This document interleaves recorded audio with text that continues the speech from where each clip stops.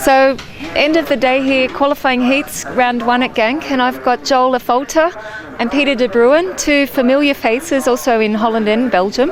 We're in the P.D.B awning, and of course, Joel, you've had really a bit of success with the Euro Challenge, former junior champion at the Euro. We see you back now as a senior. How's the racing going today so far? Today was quite good, I think. Finished in a good position, and maybe you have a little chance to win tomorrow. So it's looking good. It's a very competitive field this year, I think, and for the first time, I guess you've come back. You did some other racing the year before, and a little bit more experience now from when we last saw you racing at the Euro as a junior. So do you think the competition's going to be tough tomorrow for the finals? I think it's going to be very tough. I mean, before we went to Genk, I was looking to the competitors list, and I think there are 15 drivers who can win tomorrow, so it's looking good. And of course, outside that 15, there's a lot of others that could also win if they're lucky. But I think you're right. I think it's very competitive. Now, Peter, you've taken Joel on board as one of your drivers with P.D.B. He's done really a fantastic job, I think, today. So a little bit of coaching from the sideline from you. How are you feeling after 4 qualifying heats with Joel in the go-kart? Of course, it could have done better. We could have won the heats, but I think we were really competitive. And looking at the start of the day, I'm really happy where we end at the moment. Yeah. Now tell me, you have much experience, and Joel and I were talking about this earlier, in a former generation of karting. Now he's the new generation, and you see it is very competitive. It's Rotax racing, it's another category compared to what you raced. But how are you feeling? I remember when you first came to the Euro Challenge, it was all new. How are you feeling now? You think you're in with a chance for the title this year?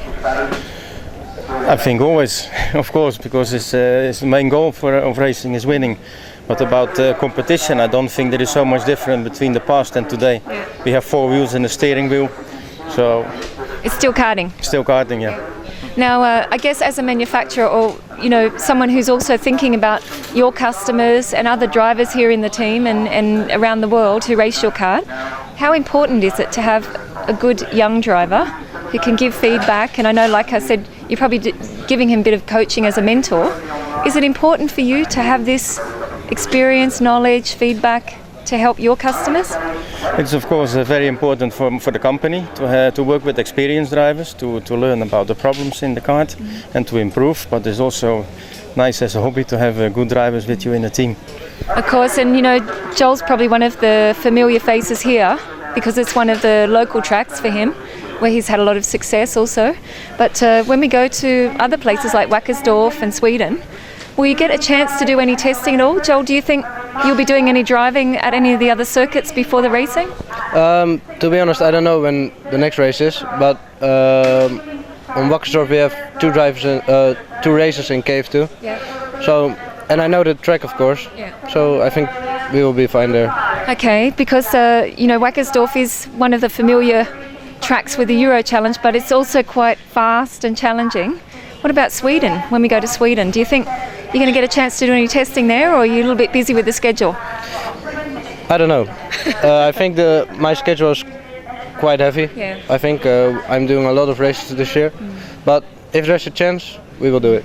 However, all the good drivers normally adapt quite quickly, don't they, to the circuit? Usually, I think with all the options of practice you have during these events, I don't think it's a problem even to come without practice before. Yeah. It's interesting, a lot of people say, yeah, they've been here practicing, but to be honest, when you get to the racing, it's a little bit different story. Yeah, to see the settings we're using today is nothing compared to what we have done the last 6 months, so I don't think it mattered too much when we don't practice before. So if there was, I guess, something that you could change, Joel, what would it be for tomorrow? I think myself. I think if I'm a little bit more relaxed in the race, then we will be fine. I mean, the chassis, the engines, everything is okay. So that's not a problem. Okay, so a little bit more focus, you think? Yeah, exactly. I was wondering if you were hoping it might be going to rain, because I did hear that. Maybe yes, but it's better to win in a dry, I think. It's better for the chassis, it's better for everyone. What about you, Peter? Are you looking forward to the heat race, the finals racing tomorrow? Yes, of course. It's always exciting to, and especially to be up front. I think it's great to have both of you guys together. It's an interesting team, and we'll be watching, not just tomorrow but the rest of the season, because for sure every time you come you're really going to be pushing hard. And I think, Joel, it's great to see you back as a junior Euro champion, and also Peter, to have you supporting the Euro Challenge once again. Okay, I do with pleasure. Thank you. Thank you.